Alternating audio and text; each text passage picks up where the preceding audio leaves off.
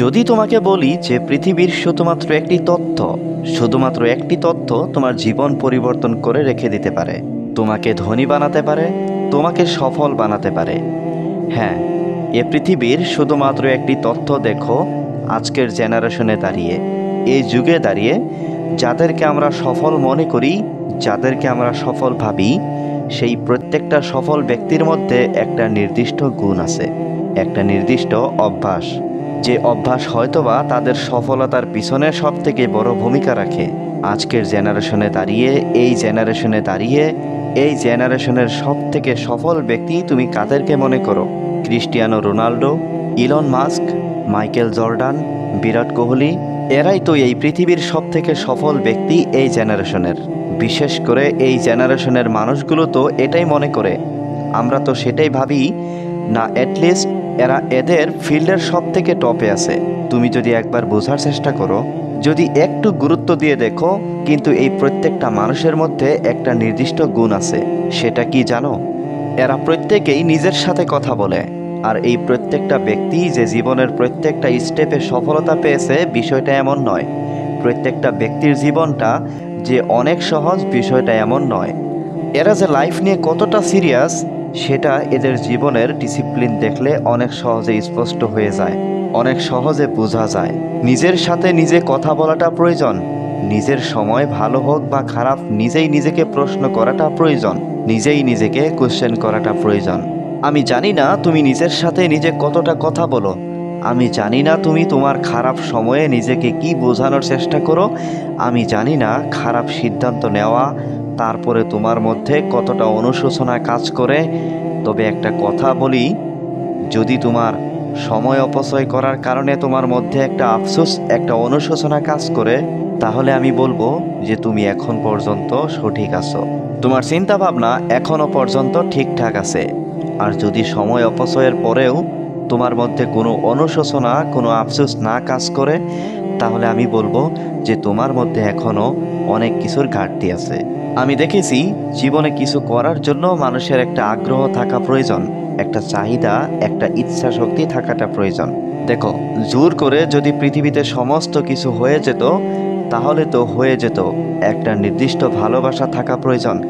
নিজের কাজের প্রতি কোনো একটা কারণেই যথেষ্ট এই ভালোবাসাটা তৈরি করার জন্য। এবং সেটা অর্থ হতে পারে, এমনটা নয় যে হতে পারে না। আমাদের মাথায় একটা জিনিস ঢুকিয়ে দেয়া হয়েছে যে যারা প্রচুর অর্থের মালিক, প্রচুর সম্পদের মালিক, তারা খুব খারাপ হয়। ভালো খারাপ এগুলো কারোর বাহ্যিক অবস্থান দেখে কল্পনা করা যায় না, কাউকে বাইরে থেকে দেখে এটা ভেবে নেওয়া যায় না। ঠিক যেমন একটা বইয়ের কাভার পেজ দেখে সম্পূর্ণ বইটাকে কল্পনা করা যায় না, সম্পূর্ণ বইটাকে তুলনা করা যায় না, সম্পূর্ণ বইটাকে জাজ করা যায় না। ঠিক তেমনি জীবনে কোনো মানুষকে বাইরে থেকে দেখে সেই মানুষটার সম্পূর্ণ গুণ বিচার করা যায় না। আর এটা আমাদের বোকামি যে আমরা কাউকে বাইরে থেকে দেখে ভেবে নেই যে মানুষটা নিশ্চয়ই ভালো আছে, মানুষটা নিশ্চয়ই খারাপ আছে, এমনটা দেখে আমরা ভেবে নেই। কিন্তু কারোর বাইরের অবস্থান দেখে সমস্ত কিছু কল্পনা করা যায় না। যে মানুষটার সফলতা দেখে আমরা মুগ্ধ, সেই মানুষটার সফলতার পিছনে কতটা মেহনত থাকে, কতটা পরিশ্রম থাকে, কতটা চেষ্টা থাকে, কতটা ডিসিপ্লিন থাকে। কাশ তোমাকে যদি বোঝাতে পারতাম। একটা বিষয় আমাদের মধ্যে স্পষ্ট হওয়াটা জরুরি। আজ যাদের আমরা সফল দেখছি, আজ যাদেরকে আমরা সফল ভাবছি বা সফল মনে করছি, আজ যাদেরকে আমরা ধনী ভাবছি, ধনী দেখছি, ধনী মনে করছি, এই ধনী বা সফল হওয়ার পিছনে কিন্তু শুধুমাত্র 2-1 সপ্তাহের মেহনত ছিল না। তুমি যাকে যে কোনো এক্সাম্পলকে তুলে ধরো, তুমি যাকে নিজের আইডল মনে করো, তাকে দেখো, তারা কিন্তু একদিনে সমস্ত কিছু পায়নি, তারা কিন্তু 1 সপ্তাহে সমস্ত কিছু করে নিতে পারেনি, তারা কিন্তু 1 মাসেও সমস্ত অর্জন করতে পারেনি। সময় লেগেছে, যথেষ্ট পরিমাণ সময় লেগেছে এবং যথেষ্ট পরিমাণ মেহনত লেগেছে। এমনটা নয় যে মেহনত করেনি। হ্যাঁ, এটা ঠিক যে মেহনত আমাদের দৃষ্টিগোচর হয় না, এটা ঠিক যে আমরা মেহনতকে গুরুত্ব দেই না, আমরা মেহনত বুঝি না, আমরা মেহনতকে প্রাধান্য দিতে চাই না। কিন্তু তার মানে এমনটা নয় যে মেহনত লাগে না। সফল হতে গেলে, ধনী হতে গেলে মেহনত করাটা জরুরি, পরিশ্রমের কোনো বিকল্প নেই। তুমি স্মার্টলি করো বা ব্লাইন্ডলি করো, মেহনত তোমাকে করতেই হবে। আমি জানি না তুমি এটা বিশ্বাস করো কিনা, কিন্তু এটুকু নিশ্চিত, এটুকু একদম বাস্তব সত্য যে বিফলতার জন্য একটা জিনিসই যথেষ্ট, আর সেটা হচ্ছে অলসতা। কোনো মানুষের অলসতা তার বিফলতার জন্য সবথেকে বড় ভূমিকা রাখে। যাদের নাম তোমাকে একটু আগে বললাম, এই প্রত্যেকটা মানুষের মধ্যে একটা জিনিসের ঘাটতি অনেক বেশি, আর সেটা হচ্ছে অলসতা। সফলতার সাথে অলসতার সম্পর্ক সম্পূর্ণ বিপরীত। তুমি যদি সফল হতে চাও তাহলে অলসতাকে ত্যাগ করতে হবে, আর তুমি যদি অলস থাকতে চাও তাহলে সফল হওয়ার আশা ছেড়ে দিতে হবে। যে কোনো একটাকে বেছে নিতে হবে, যে কোনো একটাকে ত্যাগ করতে হবে, আর যে কোনো একটাকে অ্যাকসেপ্ট করতে হবে, যে কোনো একটাকে গ্রহণ করতে হবে। পরিস্থিতি ভালো হোক বা খারাপ, নিজেই নিজের সাথে কথা বলতে হবে। যখন খারাপ কিছু হয়ে যাবে তখন নিজেই নিজেকে সাজা দিতে হবে। যখন ভালো কিছু অর্জন করবে, ভালো কিছু করতে পারবে, তখন নিজেই নিজেকে পুরস্কৃত করতে হবে। দেখো, একজন মানুষ সতর্ক দুটি প্রকারের হতে পারে।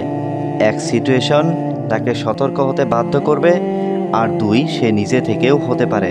তবে হ্যাঁ, কোনো ব্যক্তি যদি নিজে থেকে সতর্ক হয়ে যায় সেটা তার জন্য সবথেকে বেশি উত্তম। আর কোনো ব্যক্তির জীবনের সমস্ত কিছু যখন পরিস্থিতির উপরে নির্ভর করে, তখন জীবনটা অনেকটা কঠিন হয়ে পড়ে। তাই আমার মনে হয় যে সময় ফুরানোর আগে নিজেকে শুধরে নেওয়াটা প্রয়োজন। আমি আমার জীবনের একটা বাস্তবতা তোমাকে বলতে চাই। আমার একটা বাস্তব অনুভূতি তোমার সাথে শেয়ার করতে চাই। আর সেটা কি জানো? আমি যখন সময় অপচয় করি তখন আমার কেন জানি না অনেক বেশি আফসোস হয়। আর আমার মনে হয় এটা অনেক ভালো একটা গুণ, সময় অপচয় করার কারণে আফসোস হওয়াটা জরুরি, তাহলে সময় অপচয় হওয়ার মাত্রা কমে যাবে। আমার মনে হয় না এ পৃথিবীর কোনো ব্যক্তি, কোনো সফল ব্যক্তি এটা বলবে যে সফলতার জন্য মেহনতের প্রয়োজন পড়ে না। আমার মনে হয় না এ পৃথিবীর কোনো সফল ব্যক্তি তোমাকে এটা বুঝাবে, তোমাকে এটা বলবে যে সফল হওয়ার জন্য পরিশ্রম করার প্রয়োজন পড়ে না। অবশ্যই প্রয়োজন পড়ে। তুমি যে আজই করো না কেন, হ্যাঁ এটা ঠিক যে শুধুমাত্র পরিশ্রম একজন মানুষের সফলতার কারণ হতে পারে না। শুধুমাত্র মেহনত একজন মানুষের সফলতার কারণ হতে পারে না। শুধুমাত্র মেহনত একজন মানুষকে ধনী বানাতে পারে না। হার্ড ওয়ার্কের সাথে ডিসিপ্লিন থাকতে হবে, নিরন্তর প্রচেষ্টা চালাতে হবে। আমরা সুযোগ খোঁজার জন্য মেহনত করি ঠিকই, আমরা সুযোগের সন্ধানী ঠিকই, কিন্তু সুযোগ পাওয়ার পরে আমরা মেহনত করতে চাই না, যেটা একজন মানুষের সফলতার জন্য সবথেকে বড় ভূমিকা রাখে। কোনো কিছু পাওয়ার আগ পর্যন্ত মানুষ অনেক মেহনত করে, কিন্তু পেয়ে যাওয়ার পরে মেহনতটা দ্বিগুণ হওয়া উচিত, মানুষ সেটা ভুলে যায়। পরিশ্রম করতে ভয় পায়। নিজেকে প্রশ্ন করো, যখন এই পৃথিবীতে নেগেটিভিটি দ্বারা আকৃষ্ট হচ্ছ, তখন নিজেই নিজেকে প্রশ্ন করো কোনটা ভালো কোনটা খারাপ। এমনটা নয় যে তুমি এটা বুঝতে পারবে না, এমনটা নয় যে এটা বোঝার মতো ক্ষমতা তোমার হয়নি, অবশ্যই হয়েছে। তুমি জানো তোমার জন্য কোনটা উত্তম, তুমি জানো তোমার জন্য কোনটা ভালো। এরপরেও যখন তুমি নিজের খারাপটাকে বেছে নিচ্ছ, সেটা তোমার রেসপন্সিবিলিটি। তোমার ভুল, এটা স্বীকার করো। আমরা কি জানি না আমাদের জন্য কোনটা উত্তম? আমরা প্রত্যেকেই জানি। তারপরেও যদি আমরা ভুল করি, তাহলে এই ভুলের মাসুল কে দেবে? অবশ্যই আমরা নিজেই নিজেকে প্রশ্ন করো। যদি সফল হতে চাও, যদি সম্পদের মালিক হতে চাও, তাহলে নিজেই নিজেকে প্রশ্ন করাটা গুরুত্বপূর্ণ। নিজেই নিজেকে প্রশ্ন করাটা ইম্পর্ট্যান্ট, প্রয়োজনীয়। দেখো, গোটা পৃথিবী কি ভাবছে এটা গুরুত্বপূর্ণ নয়, গুরুত্বপূর্ণ এটা তুমি কি ভাবছো। আমি দেখেছি প্রত্যেকটা সফল ব্যক্তি যারা জীবনে বড় কিছু করার ক্ষমতা রাখে, তাদের শুরুতে সবাই পাগলেই বলে। আমি দেখেছি প্রত্যেকটা সফল ব্যক্তির রেজাল্ট আসার আগের মুহূর্ত পর্যন্ত তাদের উপরে সবাই অভরসা অবহেলাই করে।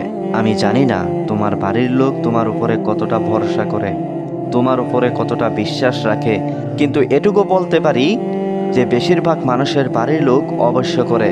যখন গোটা পৃথিবী তোমাকে নেগেটিভ কিছু বোঝানোর চেষ্টা করছে, যখন গোটা পৃথিবী তোমাকে বলছে যে তোমার দ্বারা হবে না, তুমি পারবে না, তখন নিজেই নিজেকে বলা উচিত যে আমি কেন পারবো না। নিজেই নিজেকে প্রশ্ন করা উচিত যে আমার দ্বারা কেন নয়, আমি কেন পারবো না। আমি অবশ্যই পারবো, আই ক্যান ডু ইট। আমি অবশ্যই পারবো, আমাকে যে পারতেই হবে। আমার মধ্যে কি এমন ঘাটতি আছে, কি এমন ভুল আছে, কি এমন ত্রুটি আছে, দেখো। যদি পরিবর্তন আনতে চাও, তাহলে নিজেই নিজেকে প্রশ্ন করতে হবে, নিজেই নিজেকে বোঝাতে হবে, নিজেই নিজেকে বোঝানোর চেষ্টা করতে হবে।